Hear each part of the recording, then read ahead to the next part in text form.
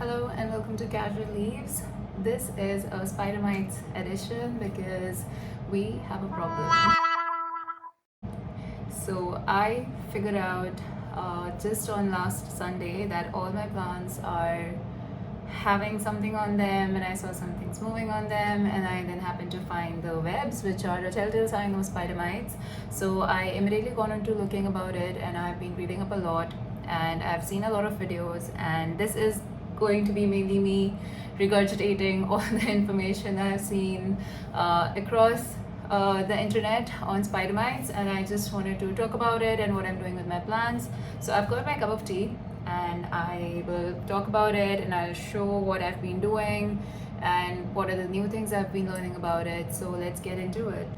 So the very first thing which I have been trying to learn after seeing so many videos on this, and I agree with it, is that we should not panic. The first thing is not to panic when you get spider mites, because the very first thing you will want to do is to chop off your plants. To be honest, I immediately removed my shears and I wanted to just cut off everything that had spider mites on them. I did that for my alocasia frydek, my Coliziana. I had to chop off 2 leaves, but they were already on their way out. They had already yellowed up completely and they were crawling with spider mites, and that's when I realized there is something here. There are pests, there is an infestation. Otherwise I would not really bother. If the leaves are yellowing, I would just let them fall off, and I don't really check what's on those leaves or why they are looking the way they are. But important lesson is to check all the leaves maybe once a month, and if you see yellowing of leaves without any other reason, which is usually underwatering or overwatering, please do check for pests. So anyway, I found spider mites on my alocasia, and then I started checking on my other plants, starting very importantly with my begonia maculata. I had seen some webs on it earlier and I knowingly ignored it. I decided not to check because I was afraid that I would not know how to deal with it, and if I find out there are spider mites, what will I do? So I had wiped them off. I'd removed those webs a couple of days ago, but luckily it's not affected so much by the spider mite situation yet because it's right next to the humidifier, and I'll come to that in a bit why that works to help. Then I checked my Anthurium crystallinum. Even that used to have a couple of webs which I had wiped off earlier. And then I realized that my Hoya carnosa compacta Hindu rope also had webbing long ago when I had received it, but I used to give it a neem oil bath at times because it also had mealybugs, I felt, so I never bothered to check further. Also, I noticed a lot of spider mites on my Enjoy pothos. So I'm not sure if it came from there or where it came from, but I'll talk about that also in a bit. So the first thing is to not panic, not do anything for a bit, just calm down, cool down, figure out how many plants are infected and to isolate them. So the very first step is to isolate your plants. Keep all the affected plants separately, maybe in a different room actually, and keep all the safer plants away because spider mites can travel very fast and increase rapidly. So first thing is to do that. Drop the shears, only cut the leaves which are very badly infected. Something like, maybe I'll try to put an image, so something like that can be chopped off. The next thing is to figure out the intensity of the problem. So if it's just beginning and there are only a couple of webs, definitely do not worry too much.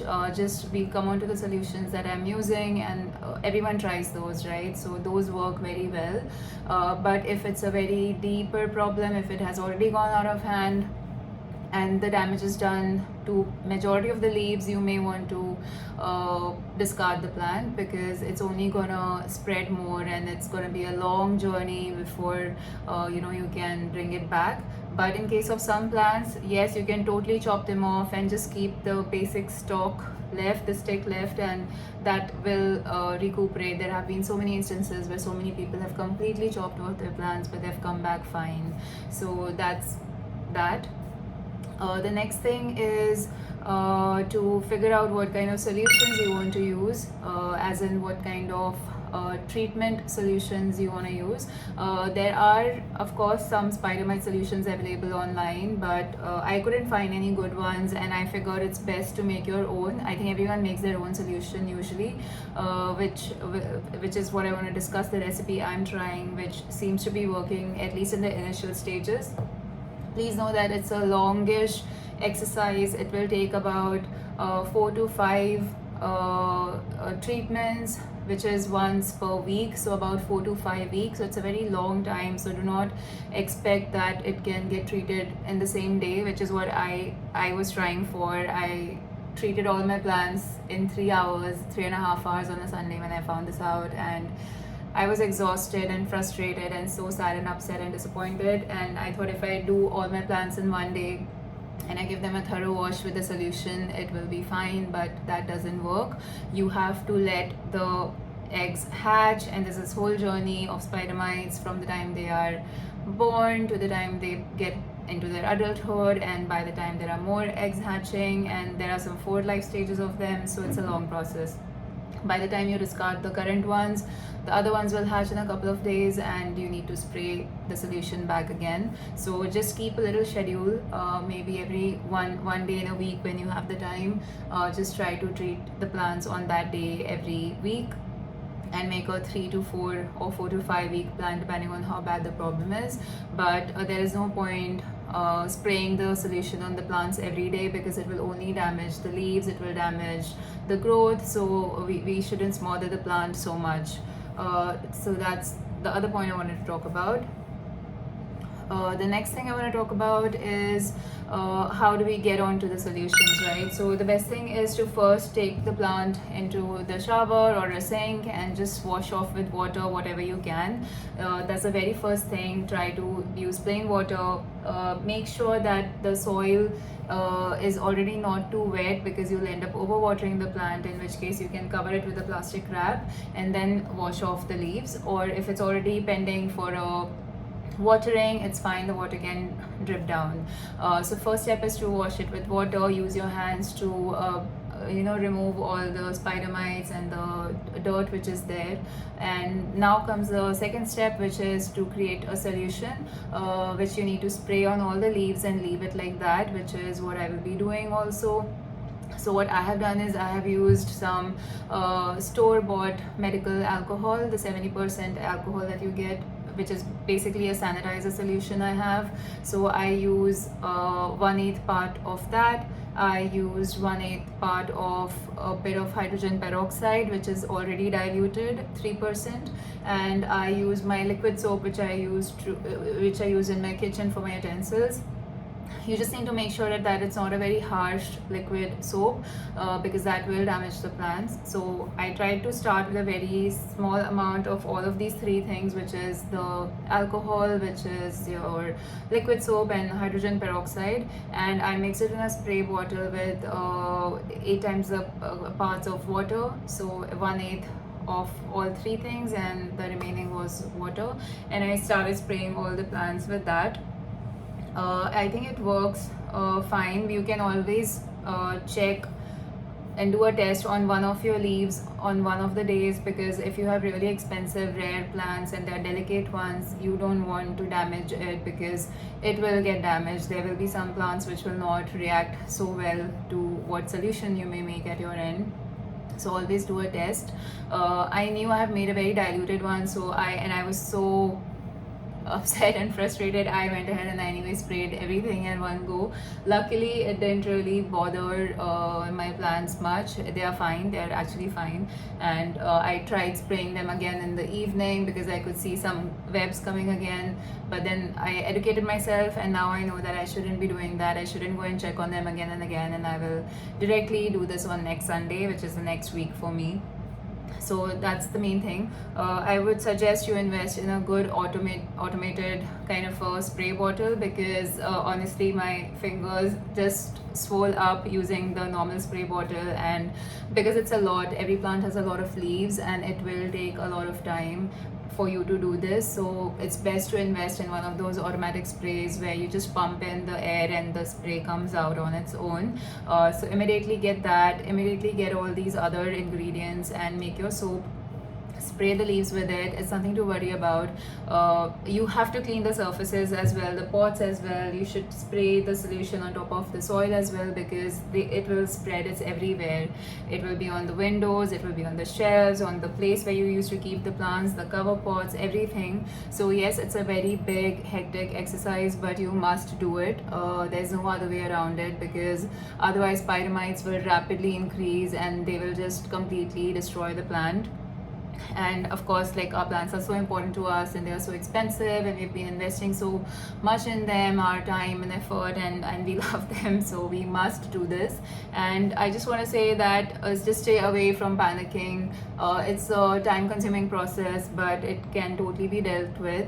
A lot of us avoid knowing about these things because we don't want to deal with it, but there's no other way around it. You must just face it, you must just treat the plant for it, and they will recuperate.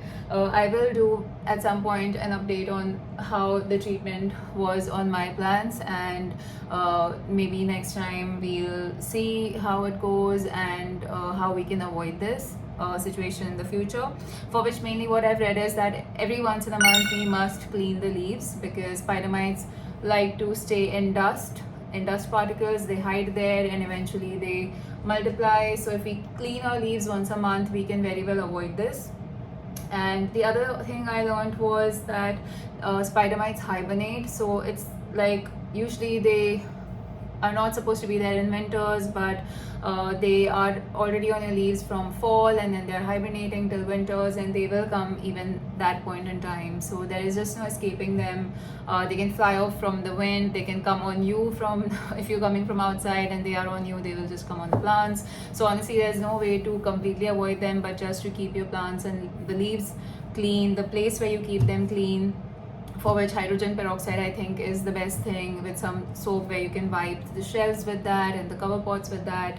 And the solution which we discussed can be used maybe once a month to clean all the plants. So I spoke a bit about the humidifier thing in the beginning. So what I read and heard, and there's a very great video on spider mites, by the way, which is by Aloha Plant Life, so please do check that. That's where I got my most correct information from, and the most helpful one. So what they are saying is that humid environments help avoid spider mites. And I noticed that the plants which were next to my humidifier were better, like the Begonia maculata and my juvenile Philodendron verrucosum. So humid weathers they do not like. Cold weathers they do not like. They like hot and dry environment. That's where spider mites thrive. And I also want to talk about what plants are more susceptible to them, which are mainly your caladiums, alocasias to some extent. But now the thing that also we need to discuss is, what do spider mites actually do? So they have these pinchers which they use to actually make holes in your leaves. So you'll see dots on your affected plants initially, because that's how they take in the nutrients from the leaves. That's the food for them. So they use these pinchers to make holes, and for that they need thin leaves.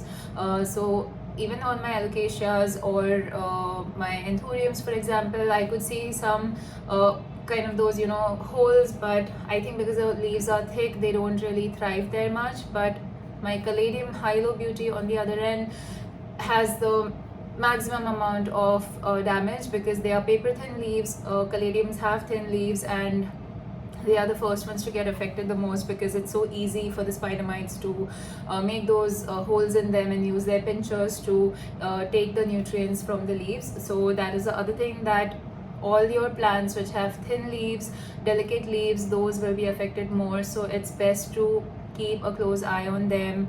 Whether they have spider mites or not, you must keep them clean. What looks like dust particles are actually possibly spider mites waiting to make their move and attack the plant. So the environment, if you can keep it in good humidity.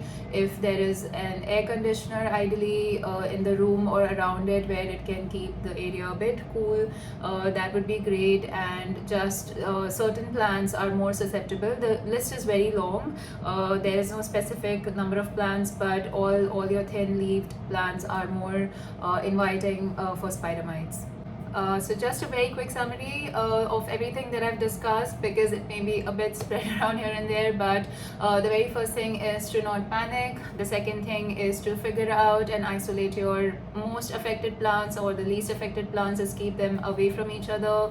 The third would be to clean the entire area, not just the leaves, but the entire plant, the soil, the cover pots, the shelves, windows, wherever the area that they are near that area needs to be cleaned up.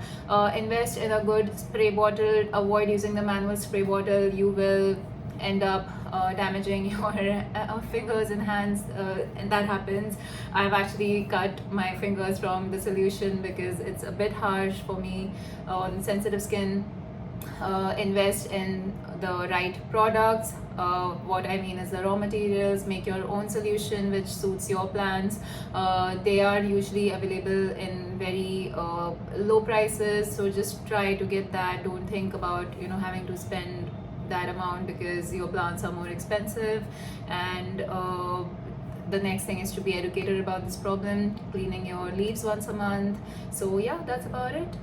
So yeah, that's about it. That's all I wanted to talk about. I have tried my best to include some clips and images and footages to give you an idea of how we can deal with this. So hope it helps, and please do like and subscribe to the channel. It will help me make more videos, and I'll see you guys next time.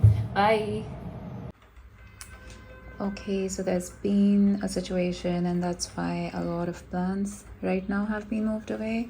I had some of the best and big plants here, which I've moved as a measure of safety because there's something going on, which is spider mites.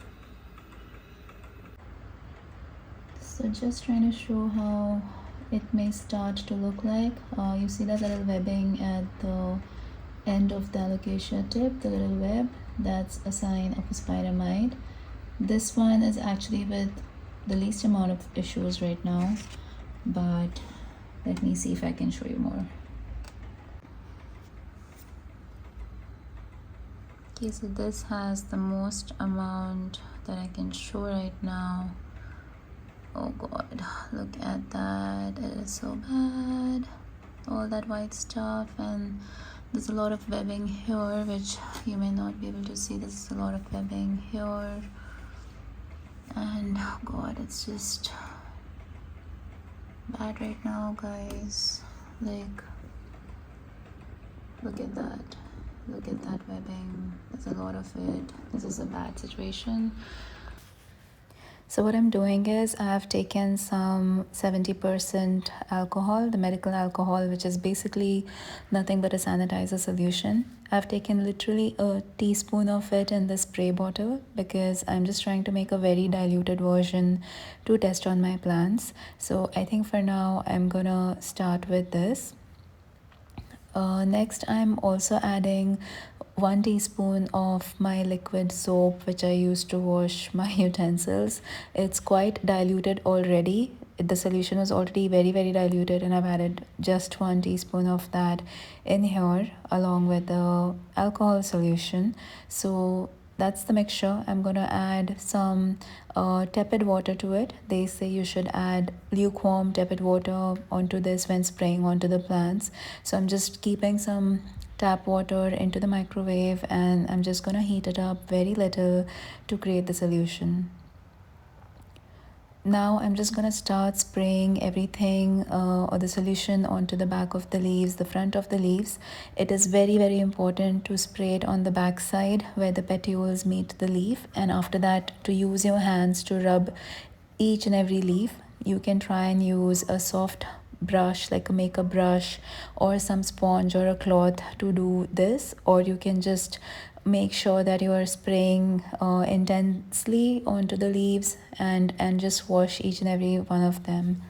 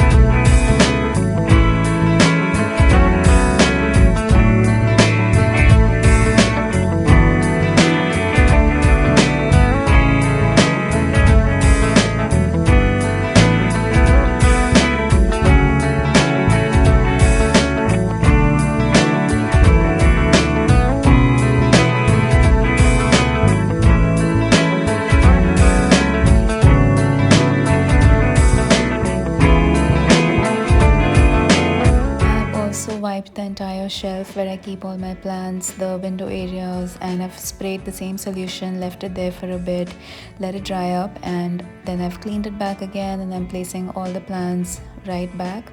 I have tried my best to clean everything, and I'm hoping that this particular session would have worked out. I'm going to repeat this every week, and I'm hoping this sorts the spider mites problem, and I'll see you guys next time. Bye.